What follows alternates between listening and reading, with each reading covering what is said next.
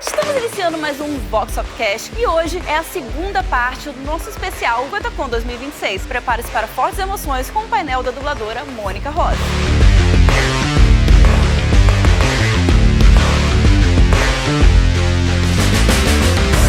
Mônica Rossi, chega pra cá! Boa tarde!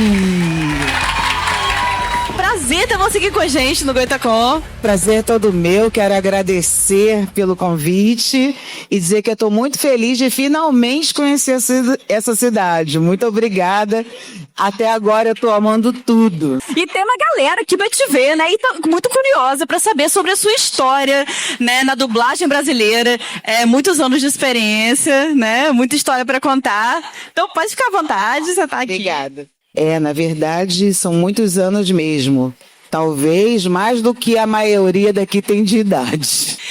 Eu acho que a gente teve hoje cedo uma celebração aos 30 anos de Pokémon, né? Então essa galera que acompanhou, que curtiu, vai conhecer, né? Tudo que você representou na TV brasileira. Mas antes, eu gostaria de começar do início, né? Como é que foi o início de tudo pra você na dublagem? Então, eu costumo dizer que eu não escolhi ser dubladora, a dublagem que me escolheu. Porque eu conheci a dublagem por um acaso. Eu nunca nem tinha pensado em como é que a gente assiste filme em português, né? Nunca tinha pensado nisso. E aí eu conheci o Mário Jorge, que vocês conhecem, né? O dublador do Ed Murphy, do John Travolta, enfim. E ele já era dublador. E aí ele me levou para assistir dublagem um dia, e eu fiquei fascinada com aquilo. Ainda mais que naquela época todo mundo trabalhava junto, e cada dublador que entrava no estúdio, eu ficava assim, sabe isso que vocês fazem? Caraca, aquela voz! Eu fiquei igual, né? E eu fiquei ali assistindo dublagem uns 2 anos, até que a Herbert Richards, que na época era a Hollywood da dublagem, colocou um anúncio no jornal convocando atores que quisessem fazer um teste para fazer uma escolinha. E aí eu me inscrevi, fiz a escolinha. No dia que eu fiz o teste, e aí eu fiz como se eu já estivesse dublando há muitos anos, porque eu fiquei 2 anos assistindo, né? Então eu posso dizer que eu aprendi assim, só de assistir. Claro que a prática é outra coisa, mas foi assim, foi por acaso. Não, e é muito interessante porque você ficou meio que era tipo um estágio ali, né, que rolava. E até uma curiosidade, eu sei que você teve influências, né, de dubladores que são famosos até hoje, mas você também aprendia com os que não eram tão Com bons. certeza, eu acho que na vida é assim, né, a gente aprende vendo os bons exemplos e aqueles exemplos que não são tão bons, né, a gente aprende como fazer e como não fazer. Então eu acho que todo mundo me ensinou, sabe? Todo mundo me ensinou um pouco. Mas claro, tinha as divas da dublagem, né? Tem assim, a minha maior referência na época era a Joraciara Diácovo, né? Que eu assumo que eu comecei a carreira imitando ela mesmo, porque tinha outras divas maravilhosas também, mas pela questão do timbre, né? Então a Joraciara eu conseguia fazer, assim, tentar, né, fazer parecido com o que ela fazia, e foi assim que eu fui aprendendo e fazendo. Uma curiosidade que eu tenho, porque hoje todo mundo grava na sua própria casa, no seu home studio. Como é que era meio que esse tempo de ouro, né, ali da Herbert Richards, todo mundo gravando junto? Era uma bagunça ou era legal? Não, tinha de tudo um pouco, tinha muita bagunça, tinha muita seriedade, porque como cada horário envolvia o horário de... Cada agenda envolvia a agenda de várias pessoas ao mesmo tempo. Então a gente tinha um rigor com o horário que era uma coisa assim enlouquecedora. Tinha essa parte que era difícil. Bom, era tudo muito mais difícil, na verdade, né? Porque você imagina eu começando ali na bancada com 4, 5 pessoas que já eram super experientes, papéis difíceis, e aí eu tinha que falar no meio do diálogo deles um sim, senhor. E aí eu não entrava no sim, senhor. E aí aquela pessoa que tinha aquele texto enorme e difícil tinha que fazer tudo de novo porque eu não conseguia entrar no Sim Senhor. Então era muita responsabilidade, era muito tenso. Tinha o lado positivo da gente estar sempre em contato, né? A gente fazia festa, a gente saía para almoçar junto, era uma galera. Às vezes a gente tinha um horário de manhã, não tinha mais nada o dia inteiro, mas ficava pela empresa porque ia batendo papo, ia brincando. Era assim, mas era muito mais difícil do que é hoje, infinitamente mais. Hoje em dia até eu acho engraçado, quando a gente vai dublar presencialmente, a gente dubla sozinho, né? Todo mundo dubla sozinho. Aí vem o operador e fala assim, peraí que eu vou aí ajeitar o microfone, que o microfone não tá bom. Antigamente era um microfone, às vezes para 10 pessoas, de alturas diferentes, de timbres diferentes, e tudo dava certo. É interessante, eu fico imaginando, né? Tipo assim, um microfone, a pessoa realmente tinha que entrar e sair, né? Pra fazer a sua fala. A gente, além de dublar, a gente bailava, né? Porque era uma coreografia. Não, imagino. Eu queria falar agora sobre algo que foi revolucionário pra TV brasileira, né? Que foi a TV Colosso, né? Minha no dia que eu decidi paixão. Bom dia, Borges! Como você recebeu o convite para fazer a Priscila? Então, quem foi convidado para dirigir a dublagem de TV Colosso foi o Mário Jorge. Também ele já tinha feito outros trabalhos com o Boninho, que era um programa do Boninho, né? E aí ele foi convidado para dirigir e ele escalou direto as vozes que ele achava, né? Eu não fiz teste com outras pessoas. Foi uma indicação que tinha que passar pelo Boninho. Se o Boninho aprovasse, tudo bem. Se não aprovasse, chamava outra pessoa. Mas o Boninho, graças a Deus, aprovou todo mundo. E foi assim. Foi uma experiência maravilhosa, porque TV Colosso não foi uma versão brasileira. TV Colosso é um programa brasileiro, produzido aqui. Nós fizemos as vozes originais, a gente não estava reproduzindo o trabalho de alguém, a gente estava criando o personagem, né? Então, foi uma experiência inesquecível, uma experiência que eu guardo para a vida toda. E a Priscila, graças a Deus, está sempre comigo. De alguma maneira, né? A gente tem feito eventos. Ano passado nós fizemos uma turnê de muito sucesso. Foram mais de 50 mil pessoas assistindo. E agora estamos de novo procurando patrocinadores para estrear novamente nas próximas férias de verão. Foi um musical, né, a turnê? TV Colosso musical, exatamente. Trazendo músicas dos nossos CDs, né? E músicas de outros cantores também. Foi um espetáculo maravilhoso. Que as crianças que não conheceram TV Colosso ficaram, assim, muito apaixonadas, mas era lindo de ver os pais, porque todo mundo chorava. Quando a Priscila entrava em cena, gente, era um uá no teatro. Imagina, assim, um teatro de 2.000 pessoas e todo mundo, uá!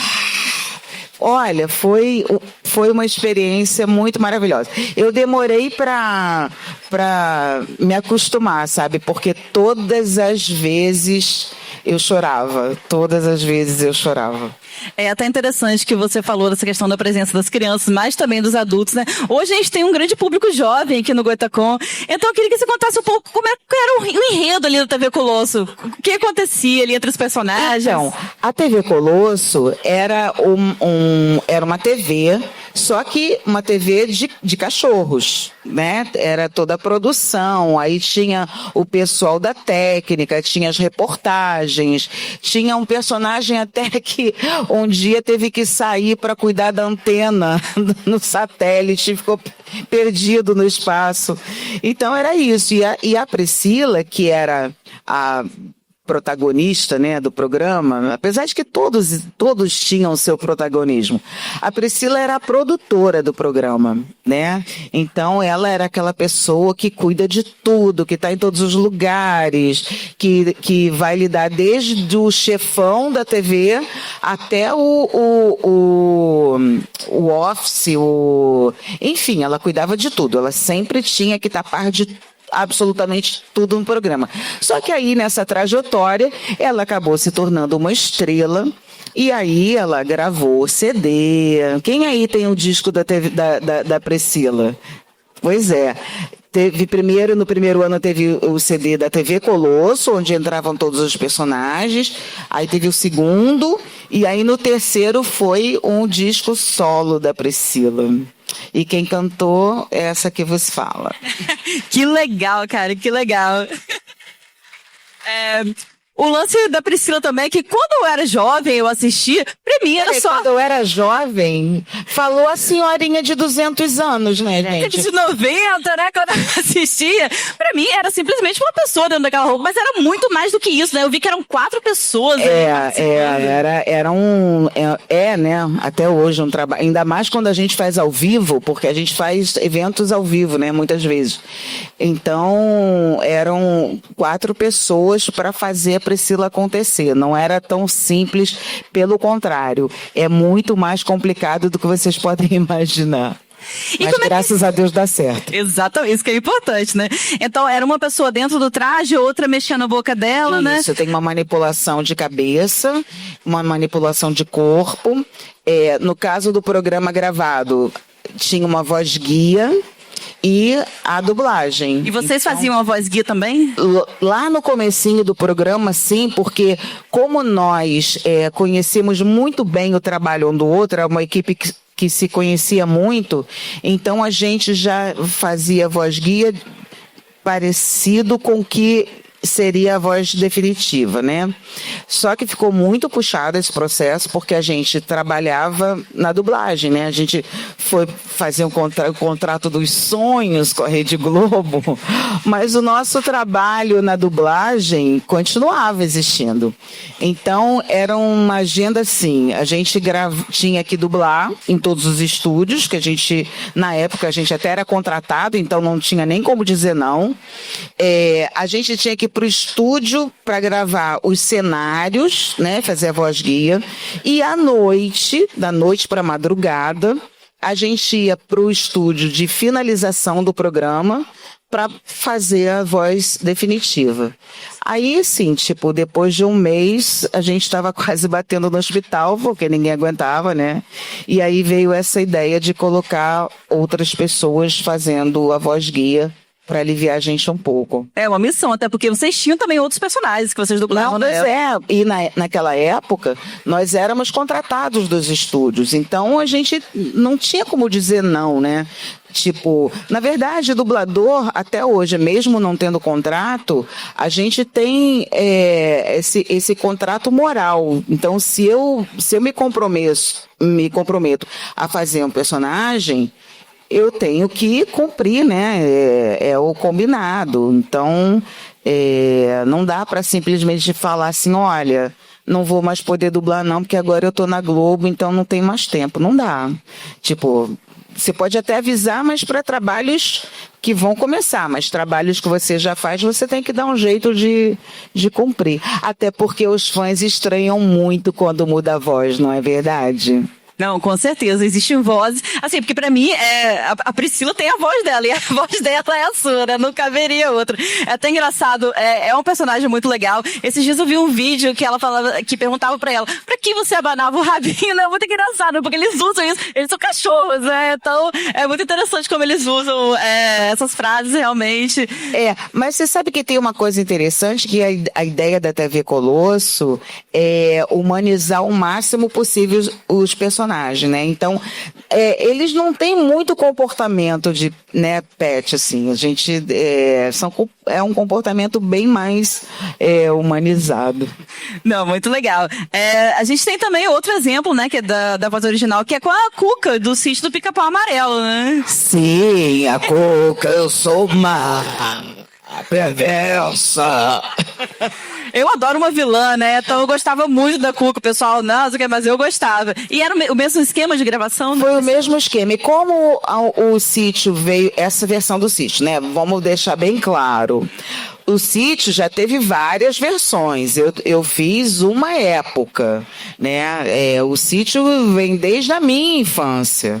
Eu não faço a Cuca desde a minha infância. Mas quando veio o Sítio, era a mesma produção, eram os mesmos criadores, então praticamente o elenco migrou, né, de um programa para outro. Foi isso.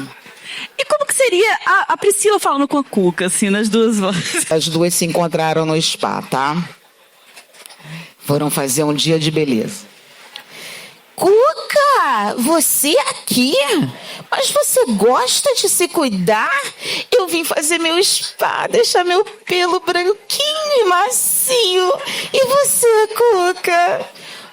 Eu vim aqui para fazer uma escova regressiva nos meus cabelos, porque eu sou uma perversa ruim. Muito massa, perfeita. A gente falou sobre duas personagens que são engraçadinhas. A Cuca é meio do mal ainda, mas ela é engraçada. Qual foi a dublagem que você mais se divertiu fazendo? As duas, assim, eu amo as duas. Não, são personagens bem diferentes, né? E isso é muito legal também, porque uma é uma estrela deslumbrada, né? Ela é da mídia. E a Cuca é uma vilã engraçada, porque a Cuca é muito atrapalhada, faz um monte de besteira, ela tenta bolar as coisas piores e tudo dá errado, e sempre quem se ferra é ela. Então, assim, as duas são super divertidas. Gente, na verdade, eu sempre digo isso e não é média, assim. Eu amo muito o que eu faço, sabe? Eu amo muito o que eu faço. Eu sou muito grata à minha profissão. Eu acho que eu sou uma pessoa muito privilegiada por poder me sustentar fazendo uma coisa que eu amo, né? Isso eu acho que é um privilégio. Então, assim, eu curto muito todas as personagens, eu curto muito. Que massa, cara, que massa. Você tem muitos anos de experiência na dublagem, né? E apesar de você fazer tudo com amor, você curtir fazer tudo, teve já uma personagem que você, tipo assim, pô, essa personagem foi difícil, essa personagem foi complicada? Tem, sempre tem. Eu dublei um programa, não sei se vocês conhecem, uma apresentadora americana, que na época, era a Ana Maria Braga de Lá, chamada Martha Stewart. Eu dublava a Martha Stewart e era um horror, porque ela, no começo do programa, era só ela, não tinha convidados, né? Era o programa, ela era o tempo todo. Então era muito difícil, porque era um programa também longo, era muito difícil. Eu falava. E como foi na época da TV Colosso, caramba, tinha dias que eu acordava, eu não levantava, eu sentava na cama e chorava, igual criança quando quer ir para a creche. Martha Stewart foi muito difícil. Eu atualmente estou dublando uma personagem que é uma das mais difíceis que eu já dublei na minha vida, que é a Miss Pat, que é uma comediante americana, que tem uma série. Eu tô podendo falar isso porque a série já está no ar, no original. Agora está sendo dublada e vai ser lançada.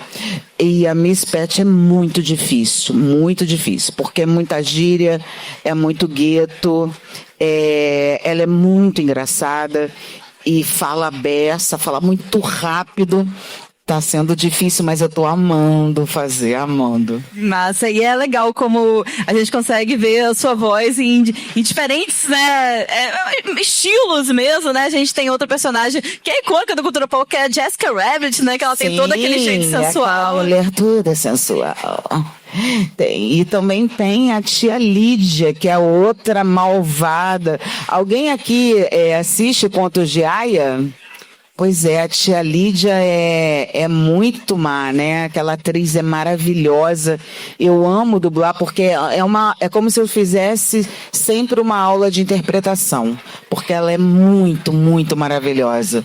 Não, eu assisti a série, né? Assisti dublado. E, assim, dá vontade de você matar ela, né? Esse é o bacana da interpretação mesmo, né? Porque você fica com raiva do personagem. Não, a tia Lídia, aquela atriz é maravilhosa, e eu fiquei muito feliz, porque quando lançaram agora os testamentos, né, teve um influencer brasileiro que entrevistou ela, eu não vou lembrar agora o nome dele, e ela é uma simpatia. É mesmo? Mas ela sem estar caracterizada, nossa, ela é completamente diferente, muito mais jovem, e ela é simpaticíssima. Ela tentando falar português foi a coisa mais fofa do mundo. É assim, adorável, adorável. É realmente uma prova que a gente tem que separar a atriz do Com certeza, com certeza.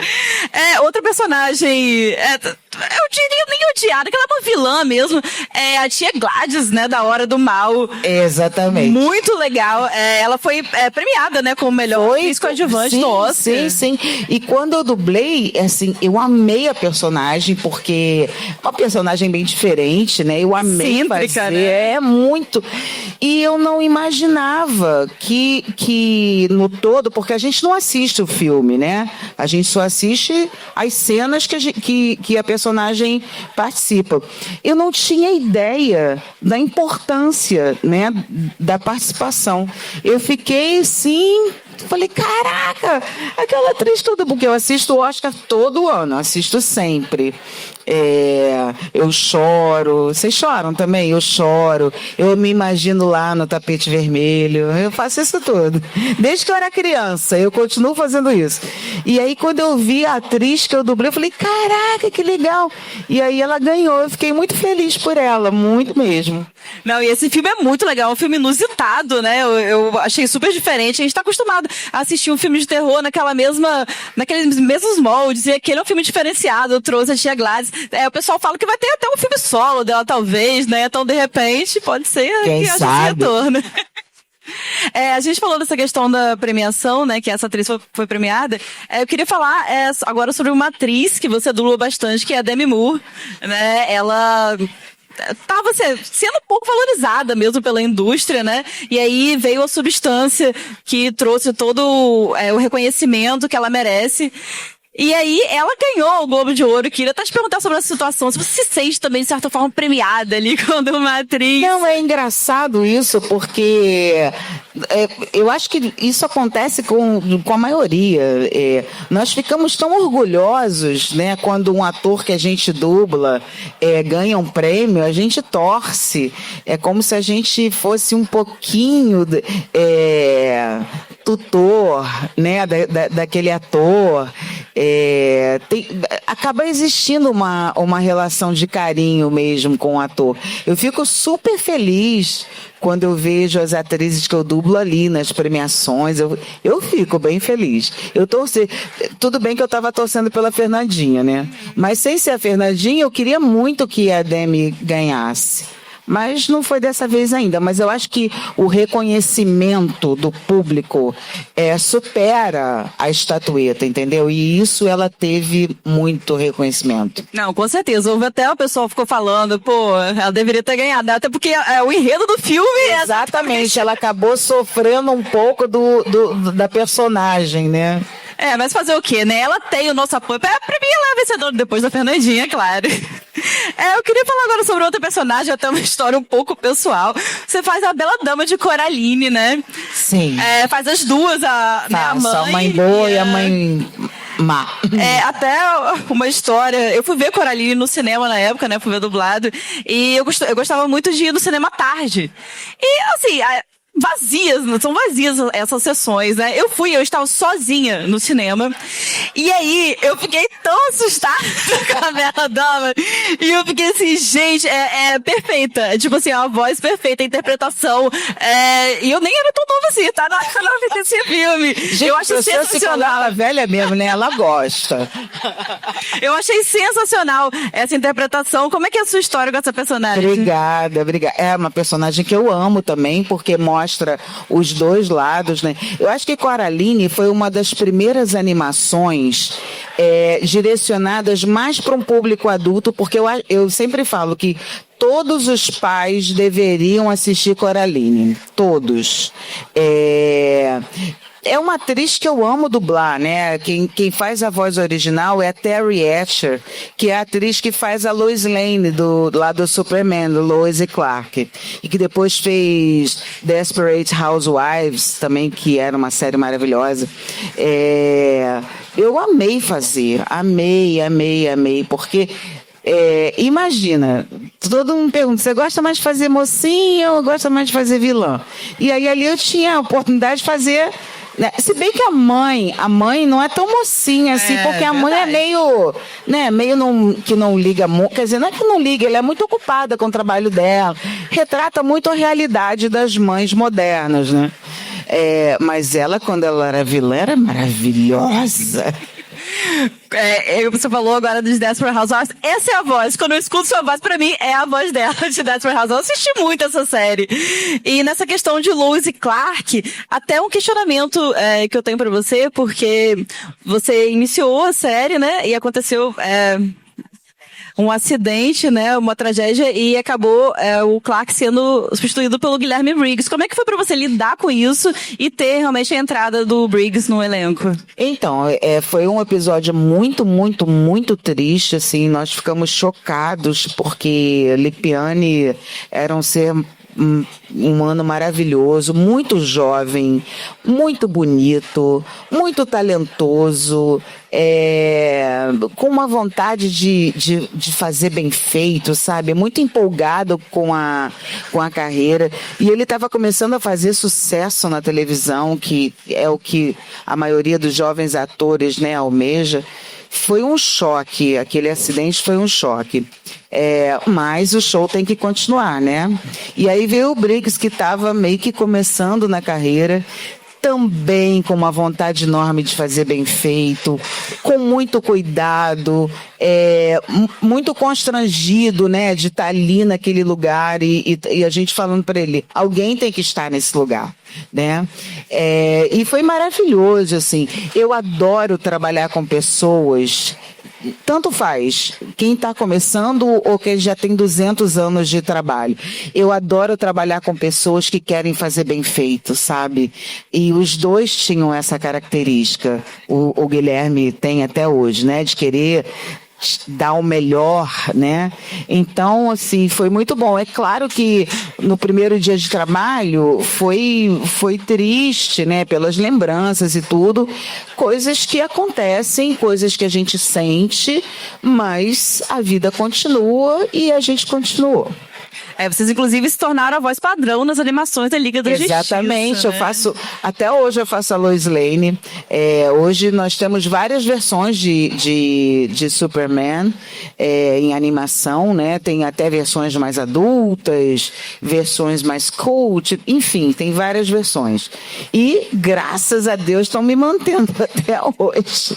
Tem algumas versões que até eu confesso que eu acho que caramba, será? Eu acho que não dá, mas a gente faz. Deu. Não, isso aí.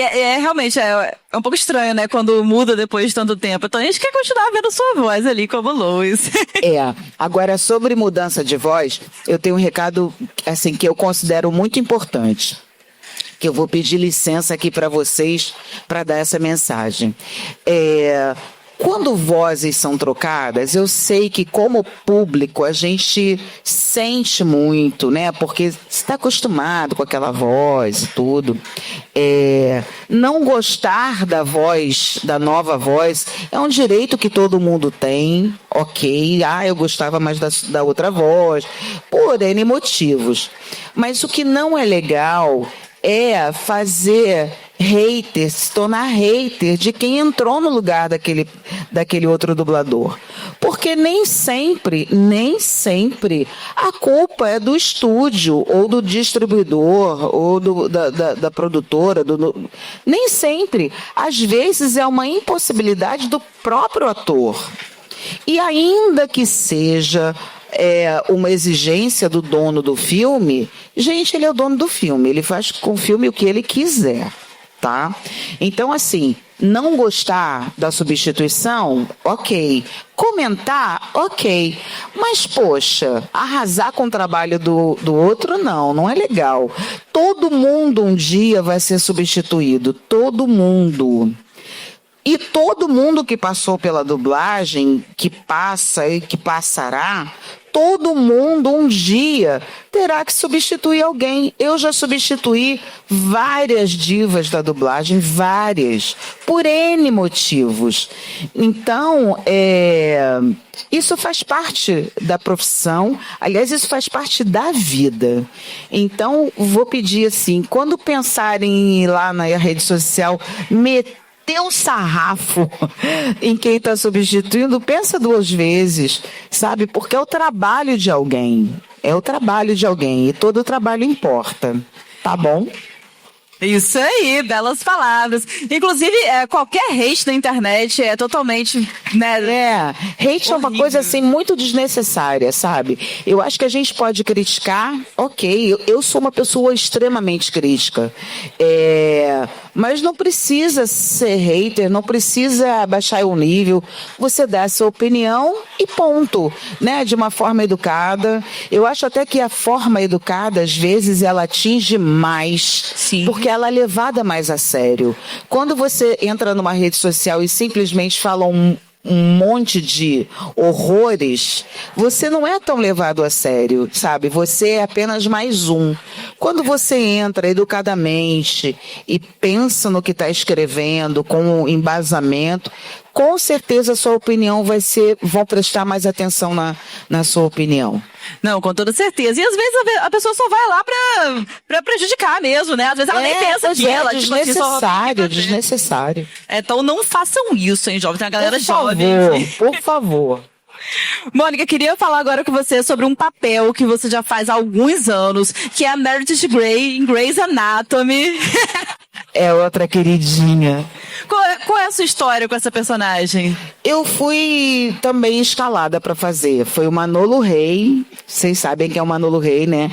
Ele, na época, era diretor na Delarte. E ele me escalou para fazer. E eu não. Ninguém tinha ideia de que ia durar mais de 20 anos. Eu estou há mais de 20 anos fazendo Meredith. E a propósito dessa história de substituição, tem alguns episódios, acho que 2, talvez, em que eu fui substituída. E a culpa não foi do estúdio, a culpa foi minha. Porque eu calculei mal a quantidade de episódios, até porque, assim, cada ano tinha uma quantidade de episódios, não era sempre a mesma quantidade. E eu calculei mal isso, e comprei uma viagem muito longa, e que não tinha como eu cancelar a viagem. Não tinha como. Assim, se eu cancelasse, eu ia perder todo o dinheiro que eu juntei. E aí ficou acordado com o estúdio que quando eles dublariam para cumprir o cronograma, e quando eu voltasse, eu redublaria. Então, até hoje tem alguns episódios, acho que foram 2 só, que não sou eu, tá? Mas, como eu falei, não é motivo para... eu odeio essa voz. Não, pelo amor de Deus. Uma curiosidade interessante, eu não sabia que tinha falado isso. E a culpa foi totalmente minha. Cara, e você sofre muito fazendo Grey's Anatomy, porque o sofrimento, é morte, é todo tipo de coisa. Como é que é pra você? Graças a Deus, ela agora foi pra pesquisa. Porque eu sofria muito, mas eu sofria muito a ponto de às vezes ter que parar a gravação para eu poder me refazer e parar de chorar. Porque, assim, as cenas que ela... Eu sou muito assim, né? Cena que a atriz está chorando, eu choro mesmo. Nessa comédia agora que eu estou fazendo, tem horas que eu tenho que parar para rir, porque eu me envolvo muito com a personagem, sabe? E que eu acho super legal. E a Meredith me fez sofrer muitas vezes. Eu não acreditava muito nesse negócio, levei a personagem para casa. Levei muitas vezes a personagem personagem para casa, gente. Muito mesmo. Porque nesses mais de 20 anos de série, eu já vi várias situações ali, situações pelas quais eu passei, que amigos passaram, entendeu? Então, assim, é impossível a gente ler um texto, principalmente aquelas narrações, né, que são de arrasar um quarteirão. Muito difícil você fazer aquilo e não ter aquela memória afetiva, e não se envolver, e não chorar. É muito difícil. É porque Grey's Anatomy, existe, né, obviamente, obras que são bem de ficção, assim. Agora Grey's Anatomy é bem real, né, as coisas que acontecem. É muito. E eu acho muito interessante esse gancho, né, que eles fizeram de pegar. Ele começa sempre, né, com a narração de alguma situação de hospital, da carreira, e aí emenda com a questão psicológica, né, do drama, das experiências, das vivências. É muito interessante esse gancho. E é muito difícil não se envolver. Não é verdade? Quem assiste Grey's Anatomy sabe.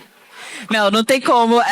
Eu acho que todo mundo conhece Grey's Anatomy. Pode não ter acompanhado ao longo, né, acho que são 22 anos, né?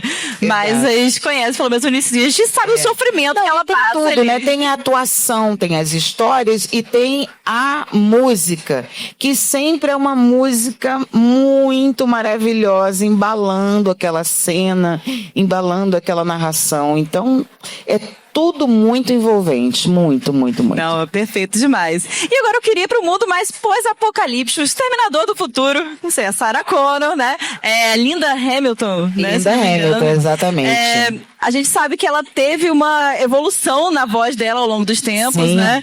Até no último ela já estava bem diferente. Ela fez uma aparição em Stranger Things também. Exatamente, que os meus netos amam. Eles amam a grande vilã ali, né? Não, e é uma daquelas vilãs que você fica com raiva. Como é que foi fazer essa evolução, dublar ela por Eles quase ficaram de mal comigo. Isadora e Dom chegaram lá em casa aborrecidos. Olha, você acabou com a série. Larga a Eleven. Por sua causa, a série acabou.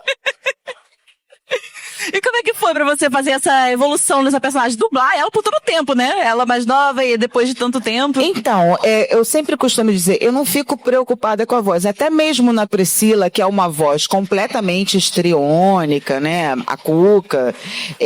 Eu sempre digo que a voz é uma consequência da interpretação correta. Então, por exemplo, a tia Lídia, né, que a personagem, a atriz é um pouco mais velha do que eu, mas a personagem é bem, né, bem carregada, assim. É por isso que eu amo tanto essa atriz, né, porque ela faz muito bem aquela mulher sofrida e envelhecida. Com a Linda Hamilton aconteceu a mesma coisa. Eu costumo dizer, ninguém conta pra ela não, tá? Eu digo que ela tem uma voz de cigarro. Ela tem uma voz assim, a voz dela é uma voz de cigarro, né? E aí eu fui na interpretação dela. Consequentemente, a voz acabou ficando mais arranhada, mais grave, né? E aí eu sempre pedia para me escalar de manhã, que de manhã sempre a voz está mais grave, né? Foi isso. Quem tem acesso, né, aí à internet, eu comecei a dublar a Linda Hamilton muito antes de Exterminador, numa série chamada Bela e a Fera, que, né, são os personagens clássicos da Bela e a Fera, e que era uma série que eu amava. Ela novinha, toda doce. Você pega ela naquela série e assiste agora, nossa, parece que ela em inglês está dublada, porque a voz é completamente diferente. Mas é isso, assim, eu procuro fazer a interpretação correta. A voz acontece. Inclusive, quando eu tava assistindo Stranger Things, eu demorei a perceber que era ela. Eu fiquei, gente, Ela mesma, eu fui procurar, eu falei, realmente é ela. Mas é interessante a gente ver essas mudanças mesmo no personagem, né? Queria te perguntar agora sobre Caverna do Dragão, que você fez a Diana. A gente teve, há pouco tempo atrás, o episódio Perdido, né? Exatamente. Quem fez o stop motion foi até um jovem aqui de Campos, que foi o Diana daqui. Vocês estiveram lá juntos na CXP. Nossa, maravilhoso. Nós nos encontramos, foi maravilhoso. Super talentoso. Eu não sabia que ele era daqui. Parabéns mais uma vez, Campos. Parabéns. Palmas pra ele, porque ele é talentosíssimo, além de ser uma pessoa que dá vontade de carregar no colo. Super simpático. Então, Caverna do Dragão, eu conto, sabe, de verdade. Eu não tô aqui pra mentir, não, nem pra fazer média, não. Eu odiava dublar Caverna do Dragão. Eu detestava, porque era nessa época que todo mundo trabalhava junto. E aí, às vezes, a gente tinha todo mundo se ama, é uma grande família. E como toda família, às vezes tem um arranca-rabo, né? E às vezes a gente tinha. E também é outro trabalho que eu jamais imaginei que fosse ficar, né, se tornar esse coach, ficar tantos anos, passando de geração em geração, que é um produto também, né, que realmente os pais são fãs, os filhos passam a ser fãs também.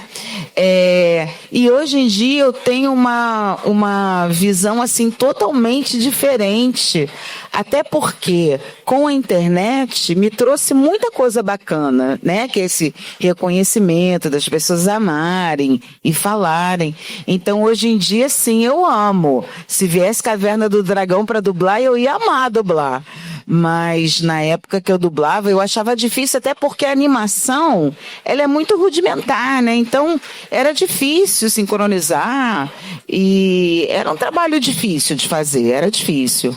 Mas hoje em dia eu amo.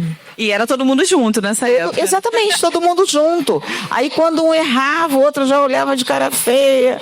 Aí, enfim, era difícil dessa. Naquela pressão, né? Aquela pressão.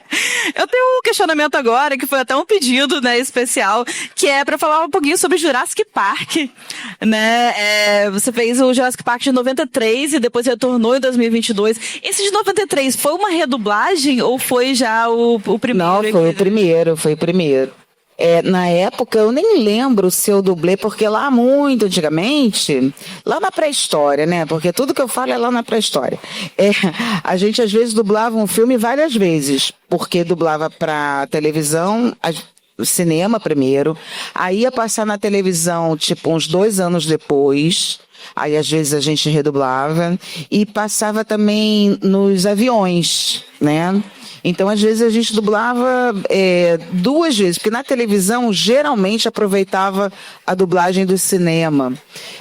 Eu não lembro se eu dublei mais de uma vez, mas eu dublei. Lá, o primeiro, eu dublei o original mesmo. E como é que foi esse retorno para personagem que aconteceu em domingo? Na verdade, eu até andei dublando bastante aquela atriz que eu não lembro o nome, quem me dá uma cola aí. Enfim, é uma atriz que eu adoro dublar também. Ela tem feito bastante coisa. Ela não mudou muito, sabe? Mesmo assim, fisicamente, ela não mudou muito. Então, foi assim, igual.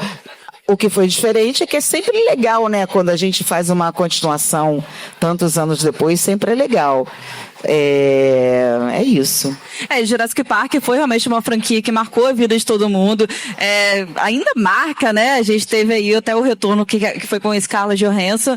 E é aquele negócio, a gente pode, de repente nem gosta do filme, mas eu vou assistir porque é um lance até emocional que a gente tem com a franquia, né? Com certeza. Então, muito legal. Eu queria te perguntar agora um pouquinho sobre a sua carreira na direção de dublagem, né?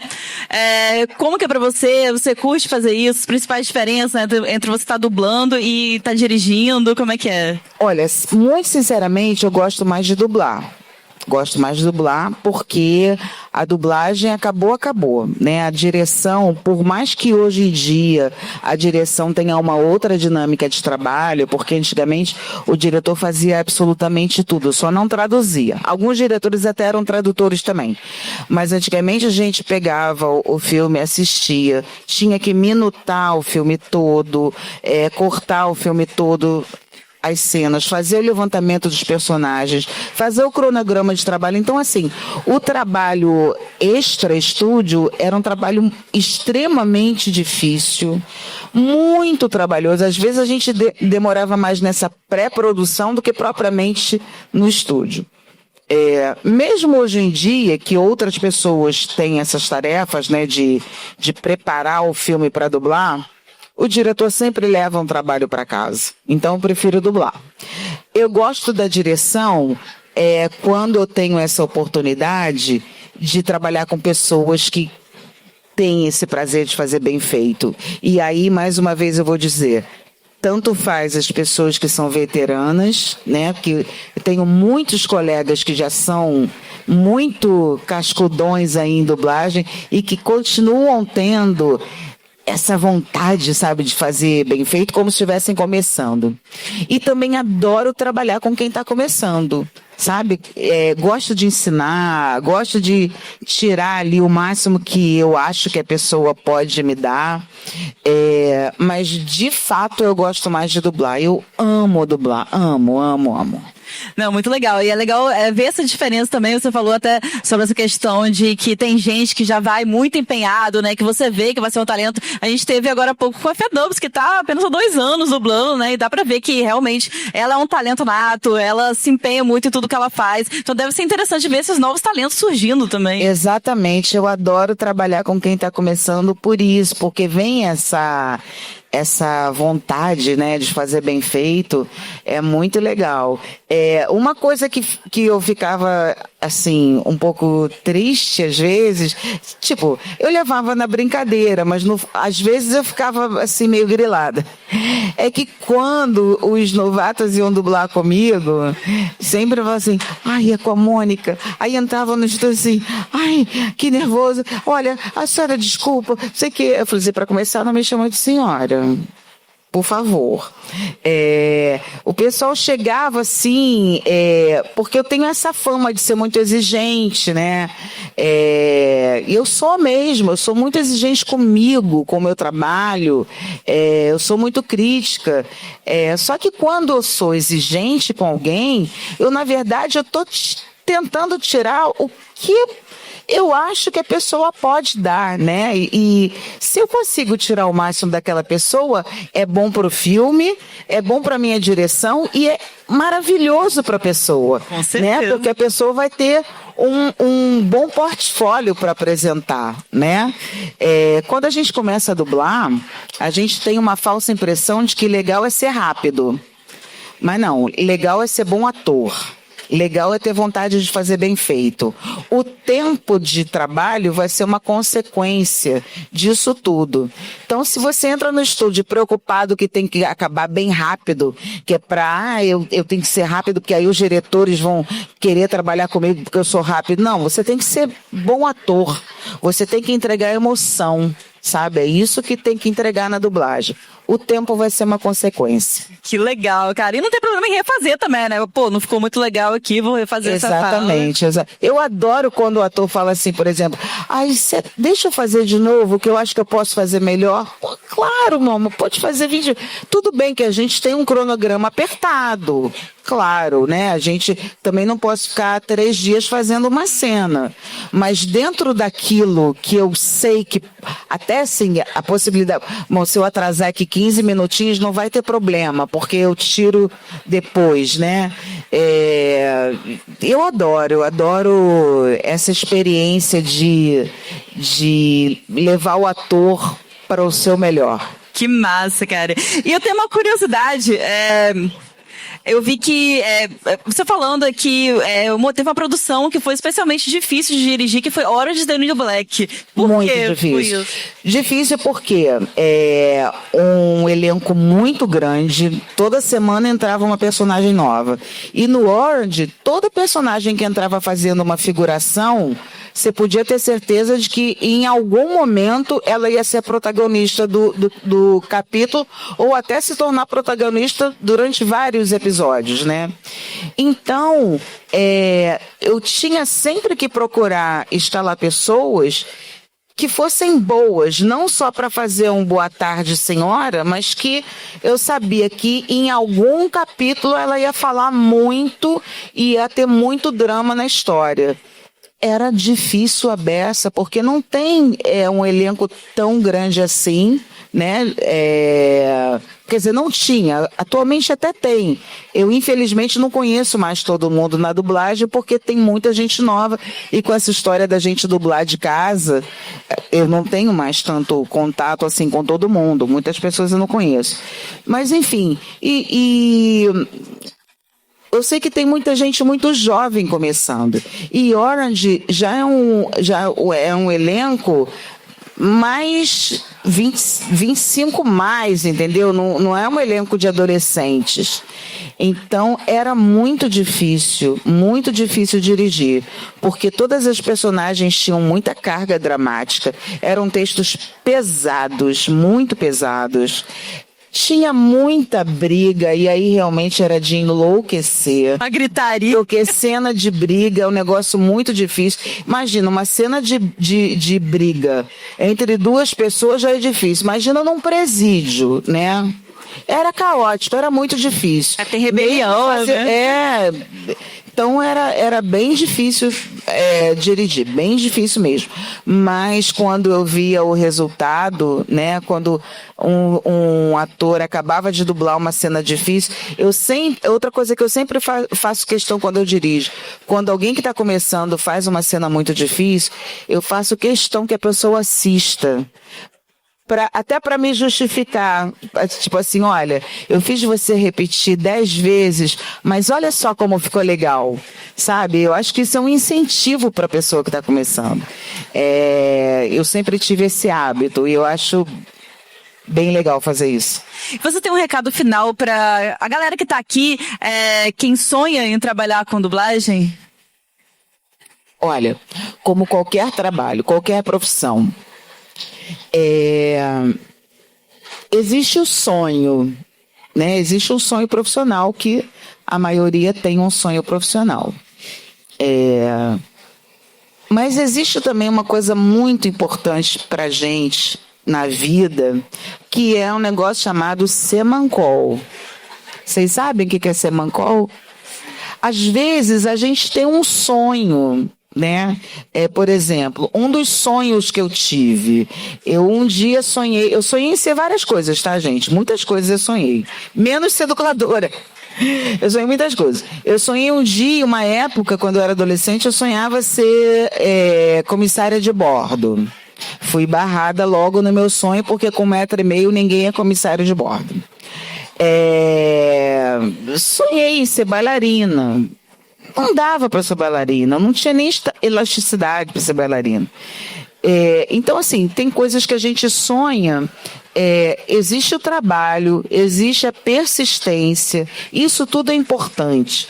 Mas, às vezes, a gente tem que entender que aquilo não é pra gente, sabe? Não tem que se sentir derrotado, não tem que se sentir incapaz. Você não foi capaz de fazer uma determinada coisa, mas você vai ter outras várias habilidades. Porque quando a gente escolhe uma profissão, a gente tem sempre que tentar ser o melhor, né? Não adianta você ser mais um dublador. A gente tem que entrar para a dublagem querendo ser o melhor, para poder ter visibilidade, sabe? Mas eu acho que todo mundo tem que batalhar pelos seus sonhos. Então, se é o seu sonho ser dublador, procure cursos sérios. Não acreditem em qualquer anúncio de internet. Tem um monte de gente lançando curso de tudo que é espécie. Tem curso de tudo para hoje, inclusive de dublagem. De pessoas que um dia entraram na Herbert Richards e fizeram uma falhinha lá do Homem 54, e aí que vem para a internet falando assim, porque eu dublei na Herbert Richards. A pessoa não está mentindo. A pessoa realmente dublou. Dublou o Homem 54, que ninguém nem viu, sabe? E que não fez história, não continuou porque não tinha condição. Então, procure referências, procura lá o nome da pessoa na internet, procura ver lá no Reclame Aqui se tem reclamação, né? E vá atrás do seu sonho. A tecnologia só está facilitando a vida de todo mundo nesse caso, né? Hoje em dia já tem cursos online. Eu não sei como é que é o processo de você chegar ao estúdio, que eu sei que hoje em dia é muito difícil, por causa da confidencialidade e tal, mas a prova de que é possível é que tem um monte de gente na dublagem que eu não conheço ainda. Então é porque é possível, né? Sonhe alto, batalhe pelo seu sonho, e se não deu certo, não deu, foi uma experiência. Né? Experiência nunca é demais. Conhecimento nunca é demais.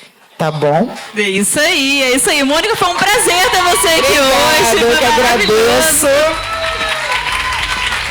Muito Você é ótima, linda. Foi legal demais, né? Nostalgia total. E se você curte animes e a saga Harry Potter, não perca o próximo Vox, pois o nosso painel é com o dublador Charles Emanuel. O Vox Podcast vai ao ar toda quinta-feira, 7 da noite, e eu vejo vocês na quinta que vem. Tchau, tchau.